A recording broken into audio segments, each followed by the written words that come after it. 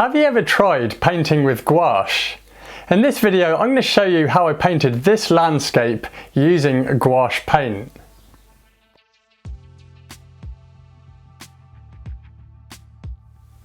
Just recently I've been seeing a lot of artworks on social media that have been painted using gouache, and it's really grabbed my attention. My name's Sam, I'm an artist. I especially love painting landscapes, and I'm here to help you with your painting and inspire you. In this video I'm going to demonstrate how I painted this landscape using gouache paint, and I'm going to give you some tips on creating those values and mixing the colours. So without further ado, we'll get straight into the video and I hope you enjoy it.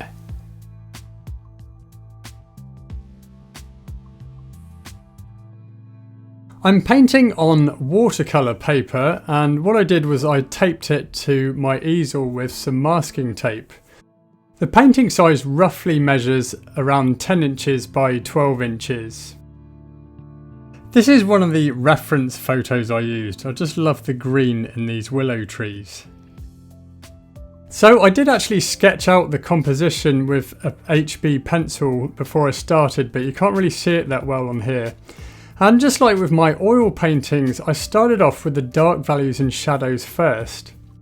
For these cloud shadows I used a mix of ultramarine blue, some burnt sienna to desaturate, some crimson, just a dash, and some titanium white, and I'm just applying this with a thin wash. So in this initial stage here, blocking in the dark values, I'm just starting off with thin layers here, a thin wash of paint, and then the cool thing about gouache is you can layer on thicker layers afterwards because it dries really quickly.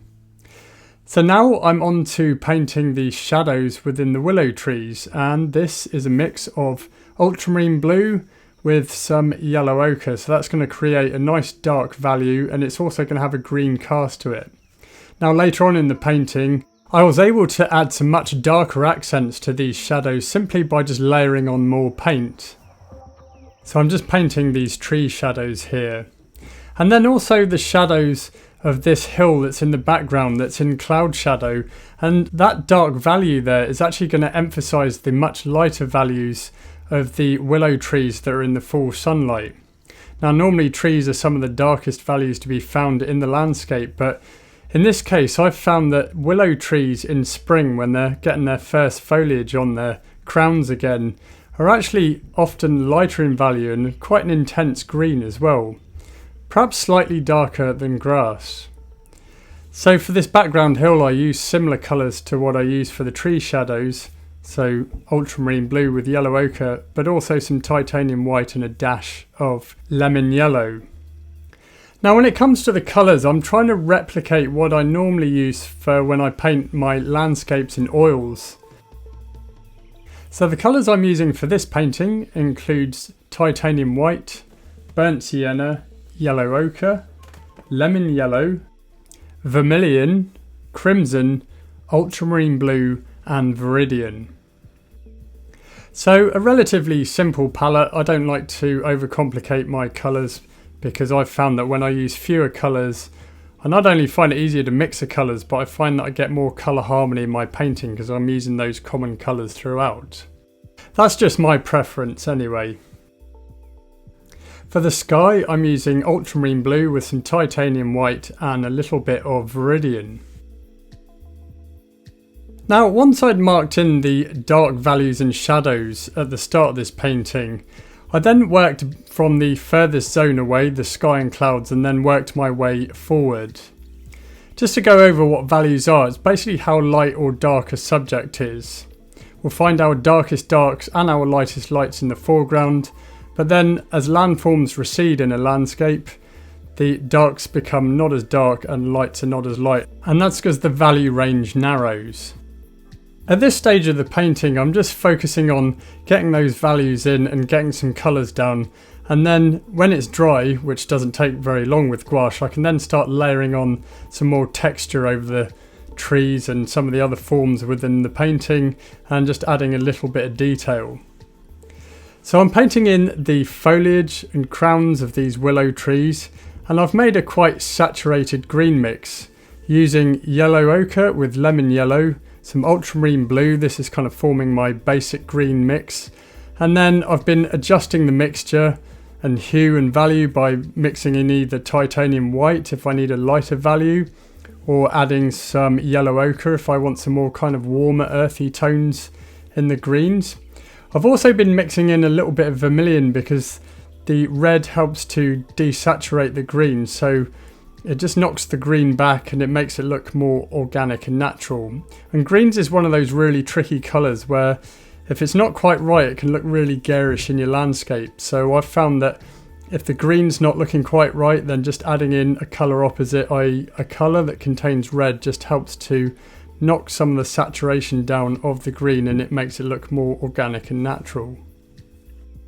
I try and keep my colour mixes as simple as I can, and here I'm painting some of the mud and dirt that's in the foreground, and I've actually used the same colours in this mix that I've used for the cloud shadows, so a mix of ultramarine blue, burnt sienna, titanium white and a dash of crimson, but I've used more ultramarine blue in the mix and the value is darker.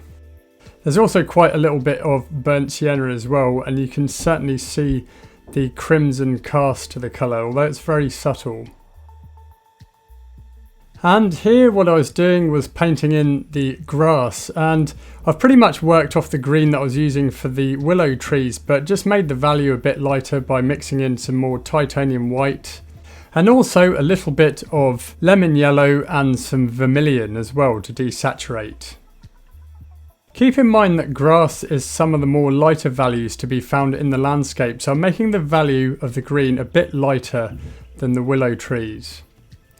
Now keep in mind when you mix in titanium white into your existing green mix, it will make the value lighter, but it will also desaturate it as well, so you might need to bring up the saturation of that colour again by readjusting it with some lemon yellow and perhaps even a little bit of ultramarine blue as well. Now with regards to some of these greens in general, I could even intensify it by mixing in a small amount of viridian into my existing green mix, and that's just going to kick up the saturation and create some more deeper greens. And really all the greens that I used for the willow trees and the grass were centred around the colours that I've just talked about. I just adjusted them with some varying amounts of the colours that I use. So for example, I might use a bit more lemon yellow in the mix to create some more saturated greens, or perhaps I want some more olive greens, in which case I've mixed in some yellow ochre with perhaps some vermilion. Now by this point in the painting I'd got my wash down, so now I was able to start layering on some thicker colour, especially as the paint had already dried. So I'm adding some more of these areas of the clouds and working on the sky using titanium white with a dash of burnt sienna and using much thicker paint, so not so much water mixed in. The brushes I've been using so far is number 18 and number 12 synthetic short flat brushes made by Rosemary & Co. And if you'd like to get some Rosemary & Co brushes, I've put a link in the description box below. Now the cool thing about gouache painting is the cleanup is so much easier, and where I was set up is right actually by the sink in my studio, and I actually just found it easier to just wash my brush under the tap each time rather than using a load of brushes. So what I'm doing now is I'm just layering on thicker colour. I'm adding a little bit more texture and detail to these clouds, also texture to the sky as well.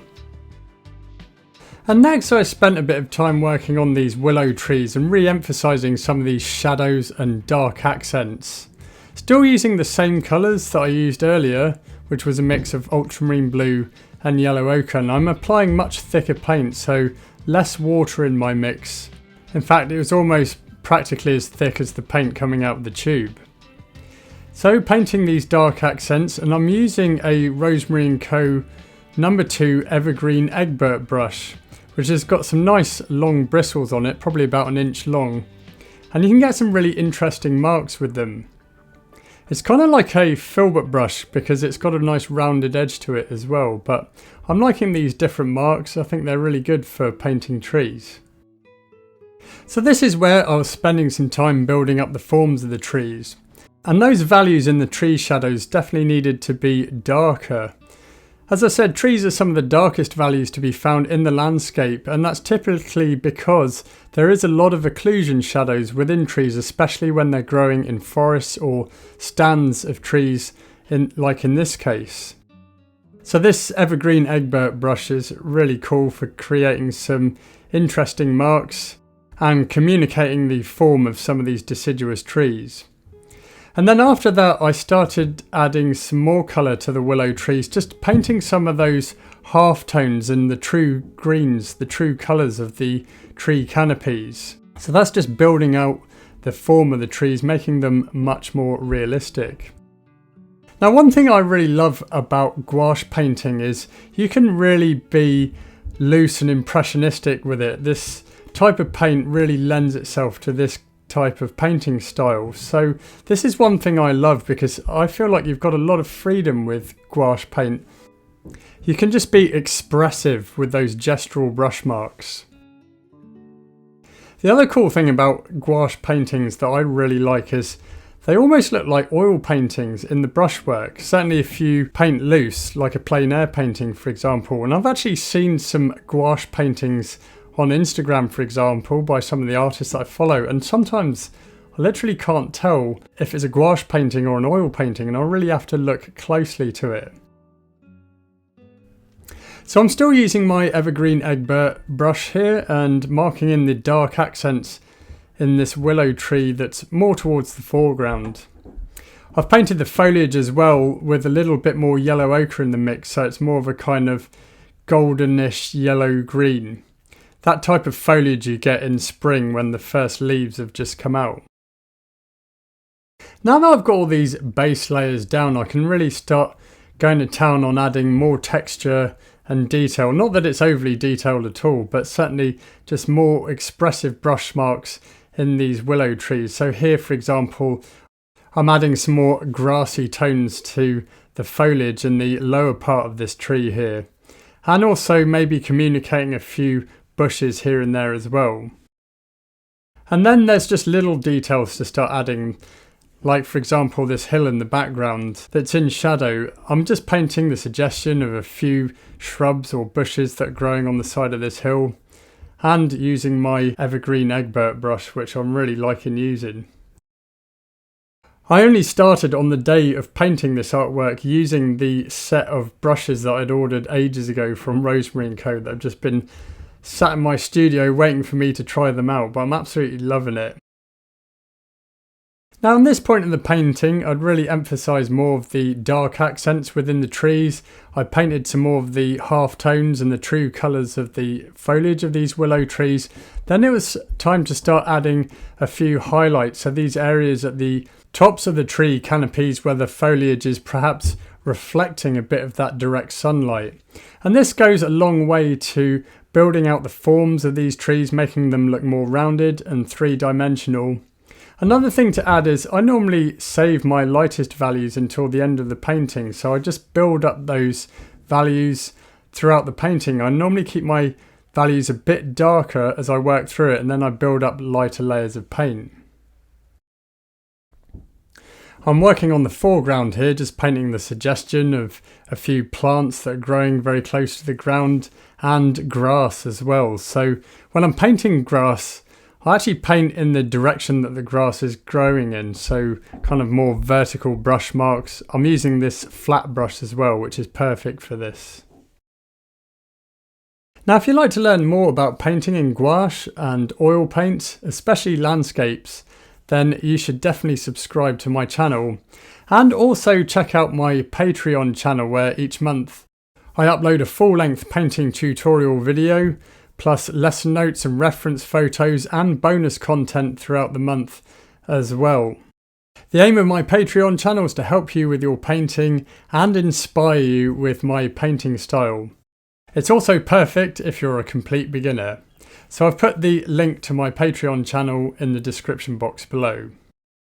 Now back to painting these trees, and I'm painting the suggestion of a few main stems and branches. And for this I'm using a number 2 Shiraz rigger brush. Now I mixed a couple of colours here. I mixed a near black with ultramarine blue and some burnt sienna. And then also some of these lighter branches which I mixed using yellow ochre with some burnt sienna and some titanium white. Now at this point in the painting it was really coming together, and one of the last things I did to complete the painting was just to add some more of these shadows and really build out the form of these trees. Also the grass in the foreground as well, just painting a few shadows there just goes a long way to making it look much more realistic. Now let me just give you my thoughts on gouache painting. I'm mainly an oil painter, but recently I've really been getting into gouache painting. I just like the effects and finishes that you get with gouache paint. Also the fact that you can create colours in a manner that kind of looks quite natural and almost similar to the colours you can mix with oil paint. I love the convenience of gouache, the fact that it's easy to clean up afterwards. Also there's things like you don't have to worry about gouache paint stinking out your studio or your house with oil paints, for example. I mean, I don't mind the smell of oil paints, but some of the solvents can be pretty rough smelling and sometimes feel like they're taking the skin off your nostrils or your lungs, so that's the cool thing about gouache. Also, I can see this is going to be really convenient if you're travelling and you've got a limited amount of space. Certainly gouache doesn't take up anywhere near as much space as a whole oil painting setup would. I'm really enjoying using these gouache paints, they're a lot of fun to paint with. So as I say, just adding these last details, and then I peeled off the masking tape so I could truly see what the painting looks like. Now just a quick tip with masking tape, it's best when you apply it to just stick it to a surface a few times just to take some of the stickiness out of it, because you don't want the paper of the watercolour paper peeling or sticking to the masking tape itself, and I've accidentally done that. I know you can get masking tape especially for artists, and often I've seen it's a blue colour. I don't know whether that's a thing or maybe I've got that wrong, but I would find that quite distracting, so I still prefer this white masking tape around my paintings. So I hope you enjoyed this video and you found it inspiring. I really love painting with gouache. I definitely want to do some more of these, so let me know in the comment section below if you'd like me to make some more videos on painting with gouache. Check out some of my other videos that are recommended here, and thanks for watching.